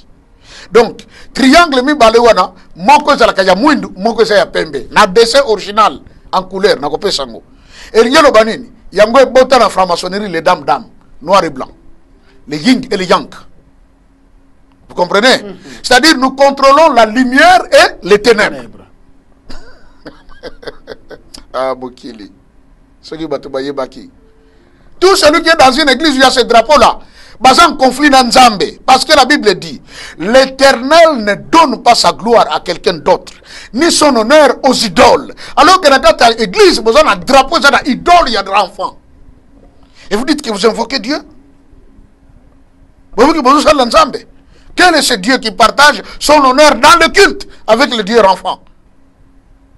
Amos 5, Nzamba Zolobake, retirez-vous, Bolongwawa, na étoile na bino. Yakokoumi sa Dieu enfant. Cet emblème que vous vous êtes fait pour célébrer un Dieu inconnu à mes yeux. Babengana peuple wana. Etienne Mukolo Obazo Bete Mabanga. Abandiko rappeler Bango. Parmi les gens qui lapidaient Étienne, il y avait aussi les Ramassis. Alors vous dites que Bino Bosa peuple ensemble, Bosa peuple ensemble, Bino Bosa le Dieu enfant, et vous adorez son étoile. Bagene Kotanga, Acte des Apôtres, chapitre 7, verset 43. 43, 44, 45. Étienne a dit ça. Bino Bosa peuple ensemble, Bino Bodoraka, le Dieu enfant, le Dieu de la planète Saturne. Père étoile naïe, c'est cette étoile qu'on appelle l'étoile de David. Yango Moni. Koko na biso Yohan Yaya tango azalaki na prison na ile ya Patmos aye ko sa vision balobi ne makambe pa angelo. Apocalypse chapitre 2 verset 9 et Apocalypse chapitre 3 verset 9 alobi boye tu as éprouvé ceux qui se disent juifs mais qui ne le sont pas, qui ne sont qu'une synagogue de Satan. Synagogue à nani? De Satan. Est-ce que vous avez bien votre Bible? Bible. Pourquoi baza synagogue à Satan? Parce que bango basambelaka nzambe o akela likolo na sete. Bango basambelaka le Dieu enfant. Emblème ya Dieu enfant ezana kati ya drapeau na bango. Cette étoile à double pyramide, noir et blanc. Pe na kati ezana croix moko lokola ba croix ya ba croisé ya kala. La guerre des croisés. L'expédition militaire menée par la papauté pour la délivrance de la terre sainte qui est Palestine. L'histoire. C'est ce qui est dans cette étoile. Mais on a caché ça. Et deux pyramides. Mais l'originalité, ça existe. J'ai la photo. Maintenant, ces gens-là, la Bible elle-même dit que balobi ki bango baza ba juif, mais Bible baza ba juif était. Pour bango baza la kanzambe mususu oyo bakoko na biso ba yebate. Bakoko na biso nzambe bayeba ki kombo na ye nzambia mpungu tulendo a Congo mongali maweja langila vidi munkulu baba mungu voilà nzambe bakoko na biso bayebaka na kombo te na batitre mais tango ye ami lakisi kombo na ye Simo Kimbangu po alakisa biso kazalaka misato abimi kisolokele dia lungana dia ngenda na yoka susona koloba biloko te parce que je sais, j'ai garanti ma place auprès de Dieu. Je dis la vérité, rien que la vérité. Belle Jonathan a lundi conférence à comprendre que ma camion comme un niveau, faut que nous y bien. Sinon alors l'obia et comme il a ce problème. Azouyati. Je sais que ma fable, vous pensez que ma Belge va quitter là pour des fables à Congo. Je veux quoi? Peuple Nzambe va fungwara. Va fungwama misu. Chers Congolais fungwama misu. Limité zaka limité industriel. Bamboshe bato bazo misala. L'année changea. Ce n'est plus limité industriel. Ça s'appelle limité église. Tala ba temple bilé de sotonga makuna. Makuna kuta la kati drapeau ya Dieu enfant. Mais vous dites qui va servir nan le Christ. Dans le baki awa, tout pasteur qui est dans le réveil mais qui se retrouve dans la cabale. Ayeli biso batalit. Et en train de prêcher le peuple Kokosa Bango, robobo, Anouka, tout ça. Papa, c'est pas un chrétien.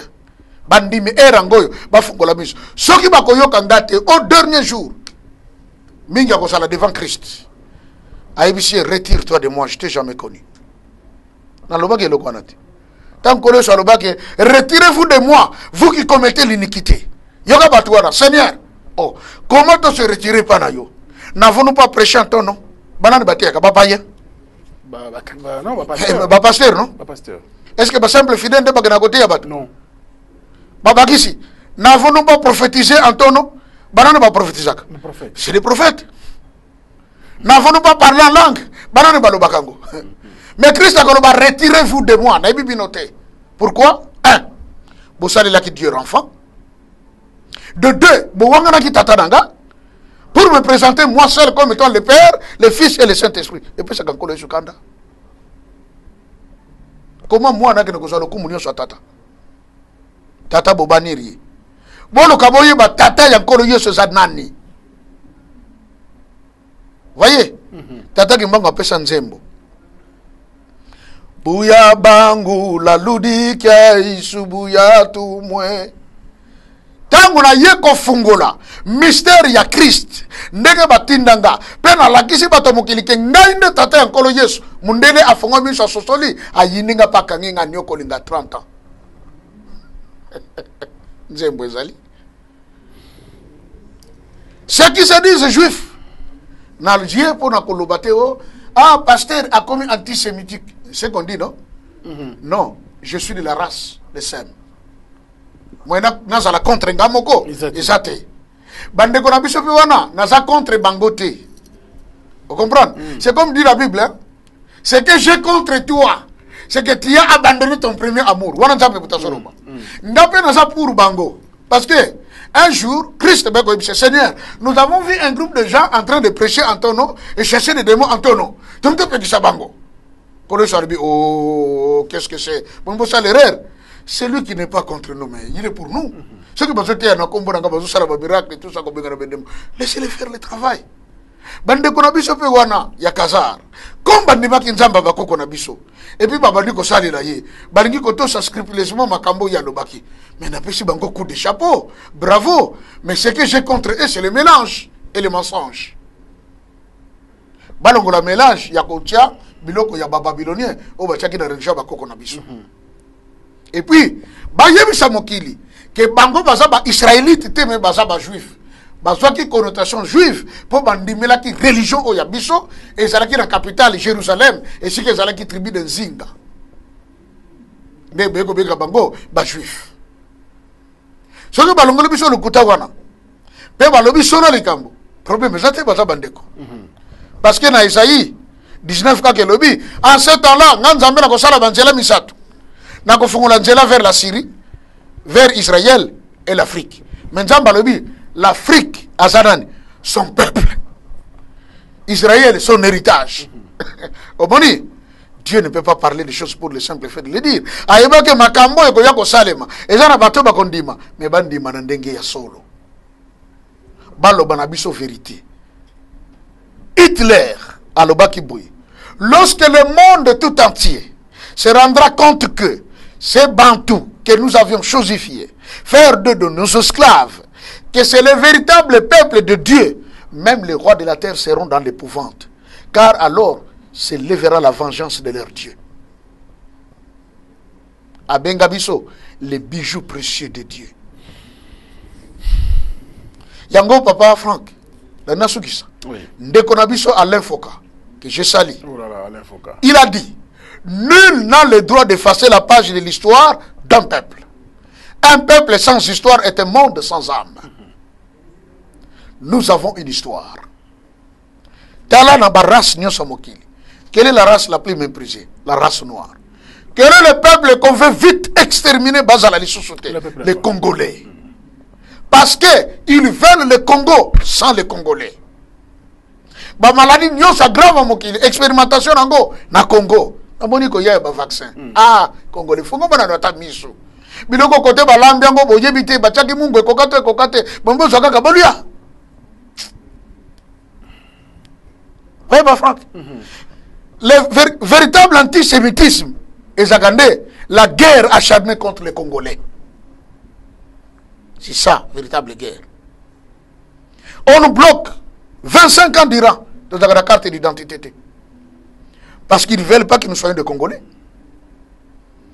Bien là, avec l'œil politique.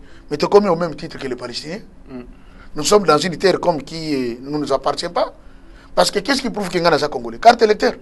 Non. Ce qui va ça est fort. C'est la biso na côté wana, bâtir la biso ba carte d'identité.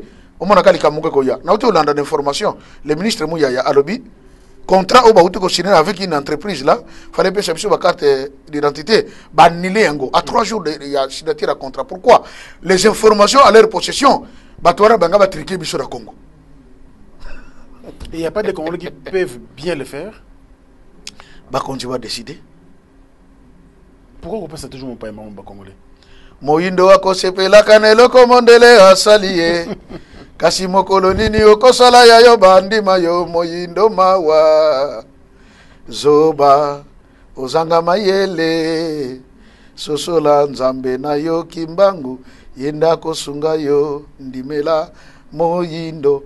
Lofundu ya pambati kakotia tembe kimbangu azali nzambe nayo biso ba kimbangiste pour ne pas dépendre des autres nankamba on met tout n'imprimerie le son a sali livre na ngebima na ken imprimer nankamba ba imprimer moi ba changer un livre nanga exacté mais côté on ka pa na bango na Amazon même ce que côté que me pa na bango po ba yoka sango.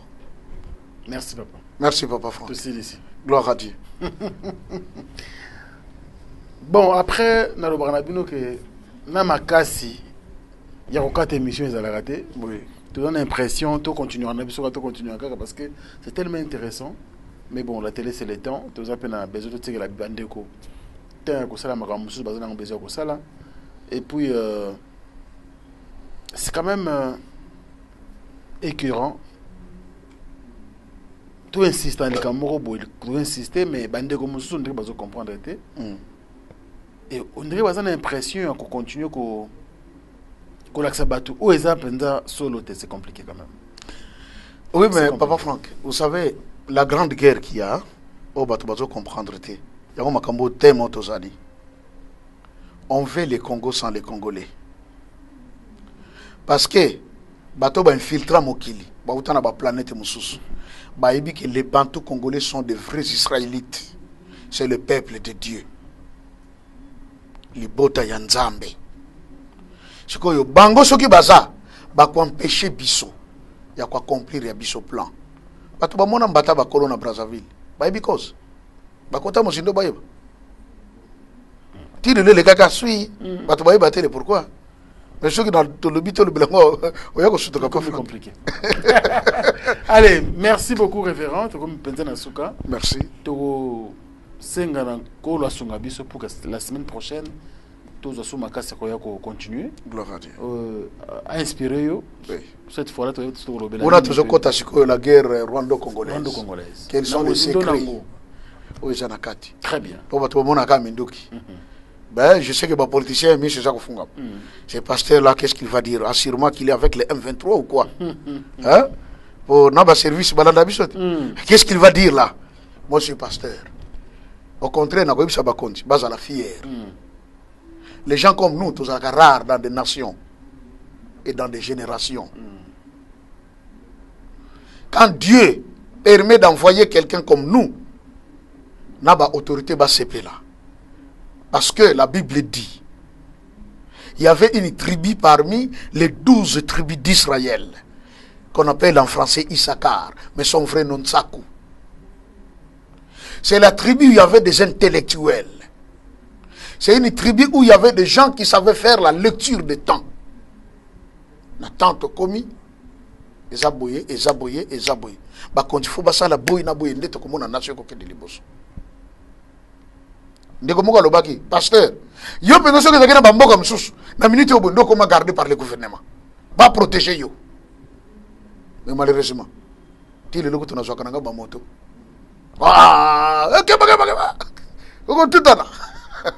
vous voyez, je suis pas là pour dénigrer tout ko bibsa mboka na biso, non.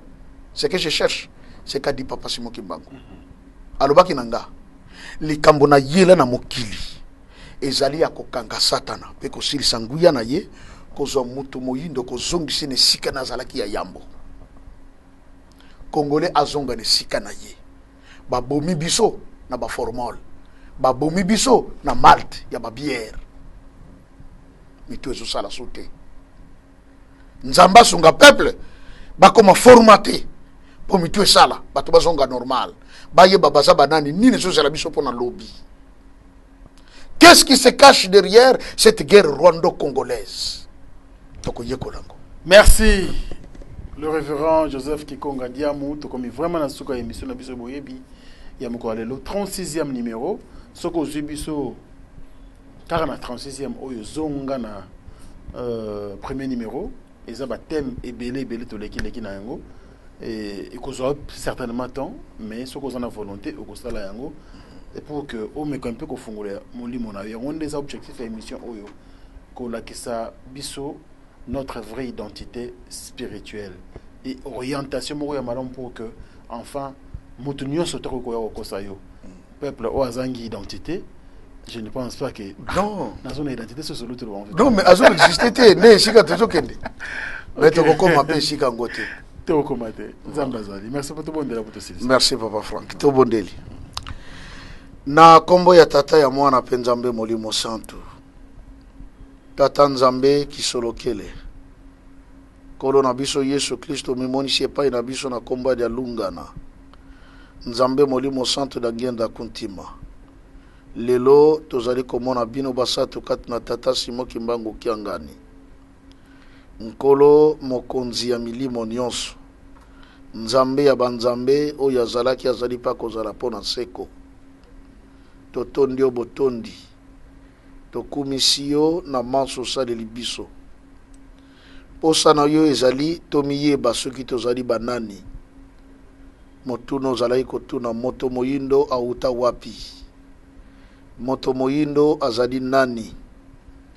ebele ya ba oyo babebisa bango mitu liloba liboso ko bimana minoko na bango pasteur oyo azali membre de l'église des noirs pona ye ezali kaka moto mwindo ndo azali na tina basusu baza na tina te me biso toyebi moto ya yambo oyo yokelaki koko na biso mbuki na mama nkenge oyo baye kopesa kombo Adam na Eve bazalaki bayindo okeli bango awa na mboka Congo sima kobebisa na bango babimi baleki kino na bambanza Congo kino bamataki na Kenya, Ethiopie pe bisika ndenge na ndenge lelo mokili etondisami na bato posa na yo ezali tomiyeba tozali banani po etikali moke bokonzi na yo evanda awa na mokili na apokalipse ekomami ete nzambe akopona na kati na libota na isolele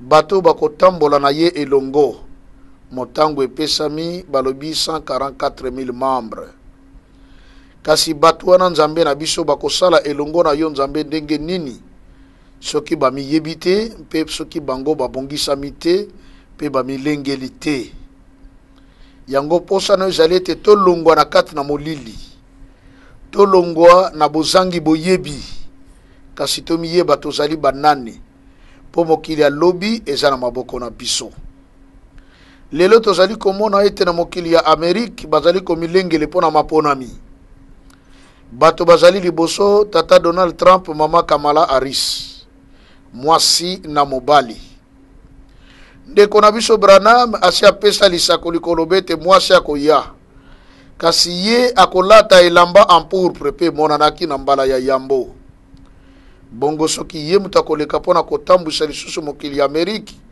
suka ya Amerike emonani po ete liloba yo nzambe elekaka te kino ekokisama soki Amerike ekwei alors bokonzi na yo etelemi Congo etelemi nzambe na biso yo lobaki soki toboni nzete ya nsanda makasa nango ekauki ebandi kokweya toyebi tokomi na ngonga nini pe soki makasa sika ebandi kobota tososoli lisusu ntango oyo biso tokomi biso mpe tomoni ete makasa ya mokili ndenge kuna na yalanku na mbanza Kongo ekweyaki mokili ekoti na kati ya mbilinga kino lelo tozali kozela makasa ya sika ekobota oyo kopesa kimia mpe esengo na mokili tata molimo santo tika mokano na yo esalema pambola chaîne Afrique Info oyo yo ponaki na tina ete sango na yo eyeba na mokili mobimba kanisila papa Frank Stemai pe libotane mobimba banza pe pona bandeko moko bazali kosala na elongo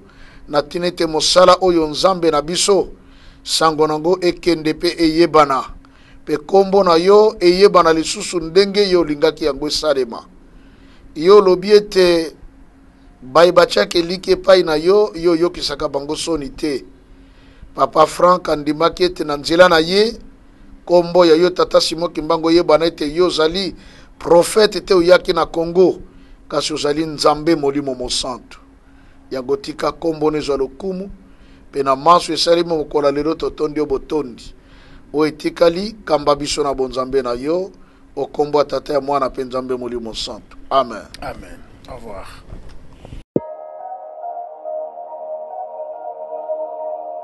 Ndeko na ngai biso toyelaka bino toujours makambo ya sérieux bolelaki o musika awa topusani pembeni na bino toye na njili brasserie ndeko ozali en pleine capitale ya Kinshasa pe ozali en plein centre-ville kokende su musika te kolela mingi te concession Papa Banze Odia ezokata ba terrain ya 20 mètres sur 20 na talo malamu ndeko en plein centre-ville na 12,500 ya pamba ozwi lupango na yo obandi kotonga oassura avenir ya bana pe obateli lobi na yo yaka mbangu benga biso na numero oyo plus 243 999 52 66 52 awa kobanga eloko te eza ngai géomètre Jérémy oyo asali monseignement à place oyo azo assuré bino ke site oyo bomoni nyonso awa eza cadastre mpe eza borné